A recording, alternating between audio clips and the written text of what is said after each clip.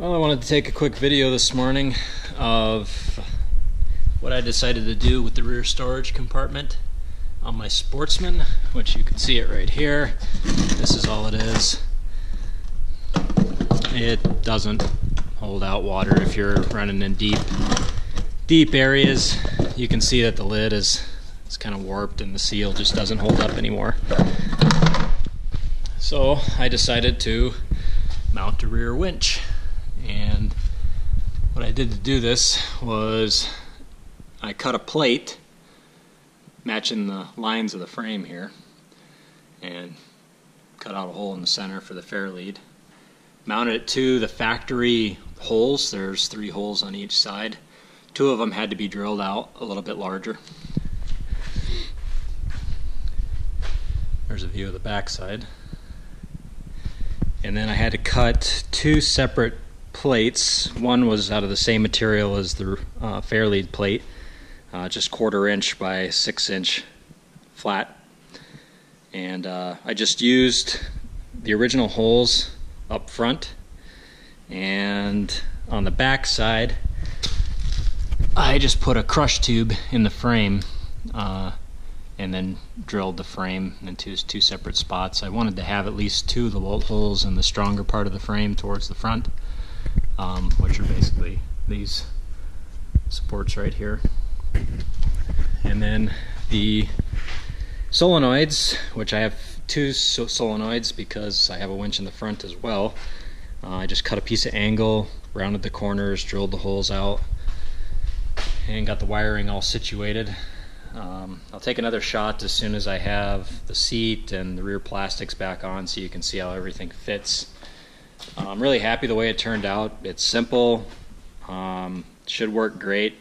I am going to have to put a little bit of a heat shield right here where the muffler goes, and you know, so this doesn't get all warped up, which it still might. Not sure on that. I couldn't really go around it, so time will tell how that's going to turn out.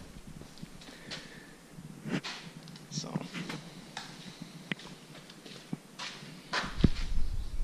let me know what you think. If you like it, stay tuned. Alright, plastics and rack and seat are all back on. So you can see how this winch setup works here.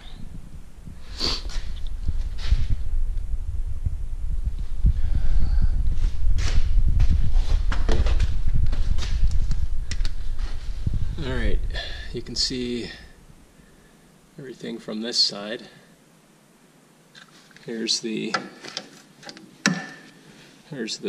solenoid bracket here, just a piece of angle. Here's the winch plate. This gap ended up being kind of nice up here. I really wanted it to be flush, but I'm kind of glad I didn't now because I've got a visual of the spool. So if I ever get bound up, which it happens, I'll be able to see what's going on. Got the new exhaust in. I'll be posting a video of that soon. Big Gun was nice enough to replace that on warranty for me. There's the free spool side of the winch, which it's easy to get to. Like I said in the other clip, I'm gonna need to put a heat shield on there because I know I'm gonna burn the crap out of myself. But of course I'm gonna burn myself first. And then the wiring I just zip tied up out of the way. The container that is back here, it did have, it is what supports this plastic here.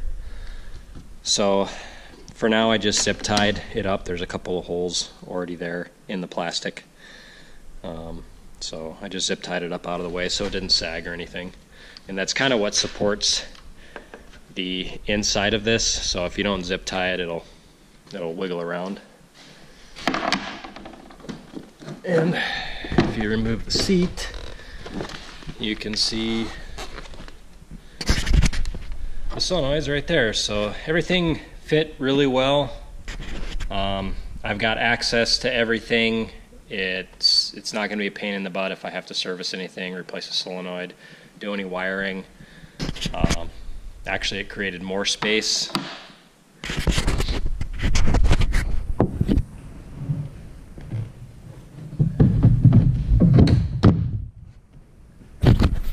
And here is what I did for the switches. Now, it won't work out just right because this clamp that for your handlebars is designed just for one. So I had to put a little bit of a rubber spacer in there out of some hosing, and that way it would still have, it would close the gap and allow it to pinch tight on the handlebars so I could reach both my front winch and the rear winch from my grips here on the left side. I didn't want it to be on the right side where the throttle was. So I've got good access here. And still waiting on a fair lead for the front so I can get that winch mounted up, and we're going for a ride this weekend, so stay tuned. I'll be having some more footage up soon. Thanks for watching.